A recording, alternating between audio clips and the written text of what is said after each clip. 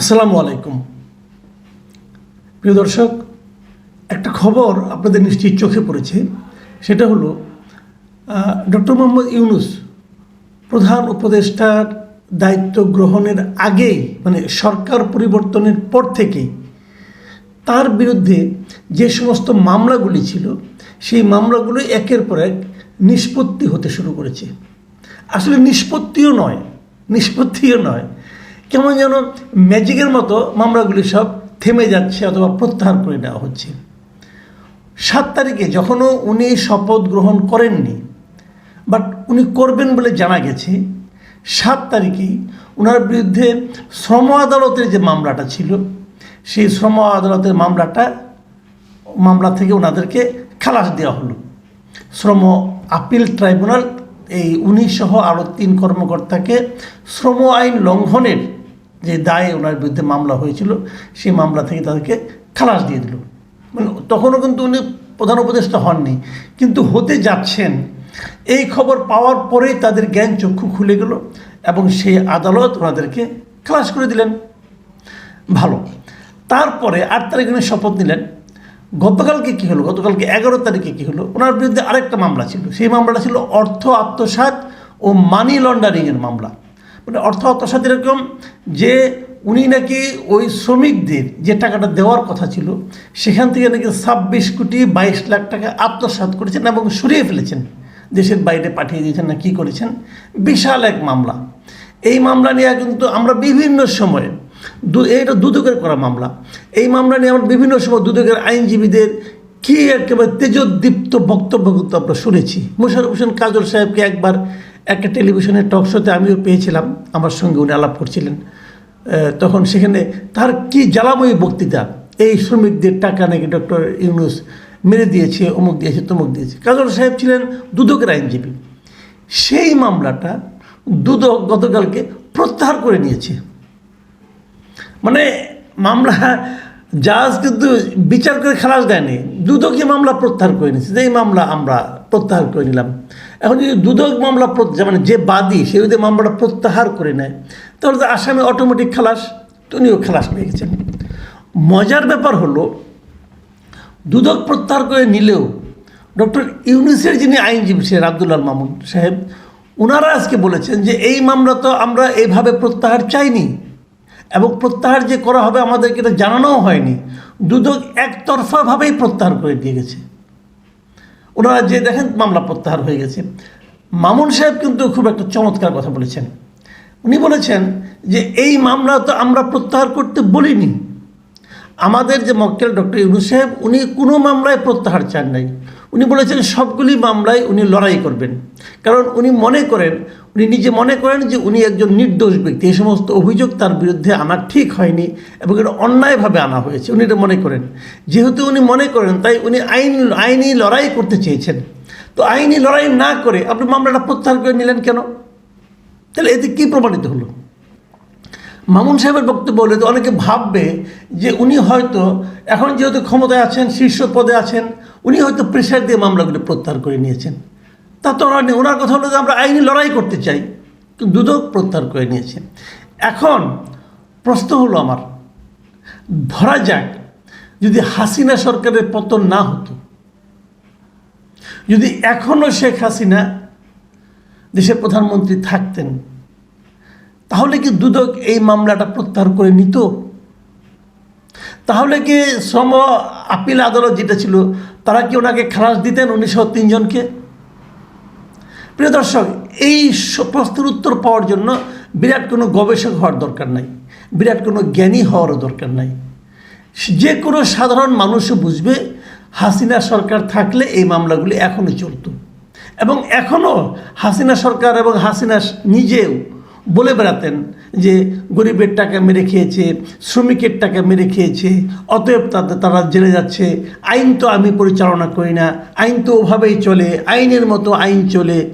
এই সমস্ত ডায়লগ কিন্তু আমাদের শুনতে হতো। যখন উনি এই ডায়লগগুলি দিতেন তখন আমরা সাধারণ মানুষ যাদের মধ্যে মিনিমাম সেন্স আছে তারা কি কখনো এগুলি বিশ্বাস করতেন? হাসিনার এই কথাগুলো না, কেউ বিশ্বাস করতেন না। সবাই এই ভদ্রমহিলাকে মিথ্যাবাদী হিসাবে বিবেচনা করতেন। কিন্তু যেহেতু ক্ষমতা তার কাছে, কিছু তো বলার নেই, এটা গেলো একটা দিক। কিন্তু আবার আরেকটা দিকে আরেকটা প্রশ্ন আছে। সে প্রশ্নটা হলো, এই মামলাগুলো তাহলে তখন কেন হলো? দেখুন, এই যে অর্থ আত্মসাতের যে মামলাটা, এই মামলাটা কিন্তু দুদক যেভাবে করেছে, এটা কিন্তু আসলে মানে দুদক প্রথমে কিন্তু এই জিনিসটা দুদক করেনি। এটা ছিল, মূল অভিযোগটা আসছিল শ্রম ও কর্মসংস্থান মন্ত্রণালয়ের কলকারখানা ও প্রতিষ্ঠান পরিদর্শন অধিদপ্তর থেকে। সেখান থেকে তারা একটা প্রতিবেদন পাঠায়। সেই প্রতিবেদনে বলা হয় যে গ্রামীণ টেলিকম কোম্পানির পরিচালনা পরিষদের বিরুদ্ধে অভিযোগ তারা পাঠায় যে ওখানে তারা নাকি টাকার লেনদেন করছে অন্যায়ভাবে। সেই সূত্র ধরে 2022 সালের 28 জুলাই এই অভিযোগটি নিয়ে একটা অনুসন্ধানের জন্য 3 সদস্যের একটা কমিটি করে দিল, এবং সেই কমিটি অনুসন্ধান করে পায় যে হ্যাঁ, ডক্টর ইউনূস অবশ্যই টাকা মেরে দিয়েছে 26 কোটি টাকা। এবং সেটার উপর ডিপেন্ড করে এবছরের 29 জানুয়ারি তারা একটা অভিযোগপত্র দাখিল করে, এবং দুদকের উপপরিচালক গুলশান আনোয়ার প্রধান, এই গুলশান আনোয়ারের এই সংস্থাটির হয়ে তারা এই কার্যালয়ে এটা জমা দেয়। পরে আদালতে পেশ করা হয় এবং আদালত তাদের বিরুদ্ধে সমন জারি করে এবং যা যা করার করে।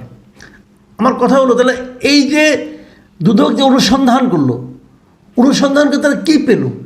তারা নিশ্চয়ই পেয়েছে যে ডক্টর ইউনূস অর্থ আত্মসাৎ করেছে, নাকি ওনার বিরুদ্ধে বলা হয়েছে যে তুমি মানে আত্মসাৎ করুক আর না করুক তোমরা একটা মামলা করে দাও, ওই লোকটাকে আমরা ভোগাবো।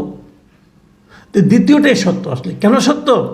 যে এই দুদকের সাবেক একজন মহাপরিচালক, দুদকের লিগ্যাল অ্যান্ড প্রসিকিউশন উইংয়ের সাবেক মহাপরিচালক মইদুল ইসলাম, উনি একটা মিডিয়াকে আজকে এটা নিয়ে বলেছেন, উনি বলেছেন যে এগুলো তো হুকুমের মামলা, জোর করে বানানো মামলা। দুদক তো মেরিট দেখে মামলা করেনি, অর্ডার পেয়ে মামলা করেছে। এখন দুদক মামলা প্রত্যাহার করবে, দুদক আইনেই তো মামলা প্রত্যাহারের বিধান রয়েছে, কমিশনের সিদ্ধান্তই যথেষ্ট। তার মানে হুকুমের মামলা বলে একটা বিষয় আছে, যে কারোর বিরুদ্ধে অর্ডার দিছে অমুকের বিরুদ্ধে মামলা করো, তারা মামলা করে দিল। দেশের আইন কি এভাবে চলে? পৃথিবীর কোনো সভ্য দেশের আইন কি এভাবে চলতে পারে? তাহলে দুদকের কাজটা কি ছিল? সরকারের হুকুম পালন করা। সরকার বলল XYZ ও আমার সঙ্গে খারাপ ব্যবহার করছে, অথবা ওকে আমরা একটা শায়েস্তা করতে চাই, ওর বিরুদ্ধে একটা মামলা করে দাও। দুদক সঙ্গে সঙ্গে একটা কমিটি করবে, তদন্ত কমিটি করবে, তদন্ত কমিটি পেয়ে যাবে সে অপরাধী, পেয়ে তার বিরুদ্ধে মামলা করে দেবে। এখন তুমি আদালতের চক্কর করো, টানতে থাকো।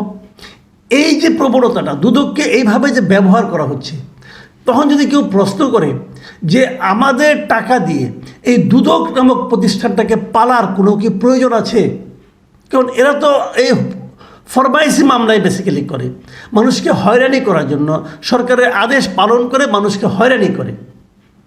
তাহলে এই প্রতিষ্ঠানটা আমরা কেন রাখবো? এই প্রতিষ্ঠানটার কী কাজ? এই প্রতিষ্ঠান থেকে আমি এ পর্যন্ত কী পেয়েছি মানুষকে হয়রানি করা ছাড়া? এটা একটা বেসিক পয়েন্ট। আমার কাছে মনে হয়েছে এই যে আমরা সংস্কারের কথা বলছি, সংস্কার কেমন করতে পারবেন? যে লোকগুলো, এই যে গুলশান আক্তার অমুক তমুক, যে লোকগুলি মামলা করেছিল ডক্টর ইউনূসের বিরুদ্ধে, সেই লোকগুলোকে নাই? সে লোকগুলোকে বেঁচে নাই? বেঁচে তো আছে। সে লোকগুলিকে একবারও বলেছে যে আমি সরকারের চাপে পড়ে এই কাজটা করেছি? অথবা এই ধরনের প্রতিষ্ঠান যারা নাকি দুর্নীতির বিরুদ্ধে মামলা করবে, সেই প্রতিষ্ঠানগুলোতে স্বাধীন হওয়া দরকার। সেই প্রতিষ্ঠানগুলো যদি সরকারের চাপ সহ্য করতে না পারে, অথবা যদি সরকারের চাপের মধ্যেই থাকে, তাহলে সেই প্রতিষ্ঠান রেখে দরকারটা কি, লাভটা কি? কার লাভ? একমাত্র সরকারের লাভ। এবং একটা যদি স্বৈরাচারী সরকার থাকে, তাহলে তার স্বৈরাচারী সরকারকে আরও তার আয়ু দীর্ঘায়িত করার জন্য, স্বৈরাচারী প্রভাবকে আরও বাড়িয়ে দেওয়ার জন্য তারা এই প্রতিষ্ঠানগুলোকে ব্যবহার করে। তাহলে এই দুদকের থাকার প্রয়োজনটা কি? দুদকের এই লোকগুলিকে বেতন দিয়ে রাখার দরকারগুলি কি? কী দরকার আছে? এবং এই লোকগুলিকে এখন কেন আইনের আওতায় আনা হবে না? সে বলবে আমাকে অমুক বলেছে আমি করেছি না। এইটাই তো মূল লক্ষ্য হতে পারে না। কেউ একজন বললো আর আপনি একটা স্বাধীন প্রতিষ্ঠান হয়ে আপনি মামলা করে দিলেন, এটা তো কোনো অজুহাত। আপনাকে কেউ বললো ভাই ঘরে আগুন ধরিয়ে দাও, আপনি আগুন ধরিয়ে দেবেন? আমি মনে করি দুদকের প্রত্যেকটা লোককে, দুদকের চেয়ারম্যান থেকে শুরু করে তার যত লোক আছে, উচ্চ পদস্থ থেকে নিম্ন পর্যায় পর্যন্ত যত লোক আছে, এটা একটা দুর্নীতির আখড়ায় পরিণত হয়েছে। এবং এদের প্রত্যেককে বিচারের আওতায় আনতে হবে, তাহলে যদি সংস্কার হয়। ওই আপনি উপরে উপরে সংস্কার করলেন, ওটা সংস্কার হবে না। আমি এই অন্তর্বর্তীকালীন সরকারকে অনুরোধ করবো, দুদকে যারা চাকরি করে এই প্রত্যেকটা লোকের বিরুদ্ধে মামলা হওয়া উচিত, মানুষের মানহানি করার মামলা। ডক্টর ইউনূসের তারা মানহানি করেছে। আজকে যদি সরকার পরিবর্তন না হতো, আজকেও কিন্তু ডক্টর ইউনূসকে এই অপরাধী হিসাবে সবাই বলে বেড়াতো। দুদকের আইনজীবী কি বড় বড় ডায়লগ, কি বড় বড় কথা, ডক্টর ইউনূস চুরি করেছেন, অমুক করেছেন, তমুক করেছেন, শ্রমিকের অর্থ আত্মসাৎ করেছেন। কোথায় তারা এখন? তাদেরকেও এর মধ্যে, এই মামলার মধ্যে আনা উচিত, তাদের বিরুদ্ধে মানহানি মামলা করা উচিত। প্রিয় দর্শক, আমরা যখন সংস্কারের কথা বলি তখন আমরা মনে করি সংস্কারটা হতে হবে একদম ভেতর থেকে, বাইরে বাইরে সংস্কার কোনো সংস্কার নয়। এবং এই ভেতরের সংস্কারটা এই অন্তর্বর্তীকালীন সরকার কিভাবে করে সেটা কিন্তু আমরা দেখব। এবং এটাও বলে রাখি, যদি তারা ঠিক মতো না করতে পারে তাহলে আমরা কিন্তু এই প্রশ্নগুলো তুলতেই থাকব।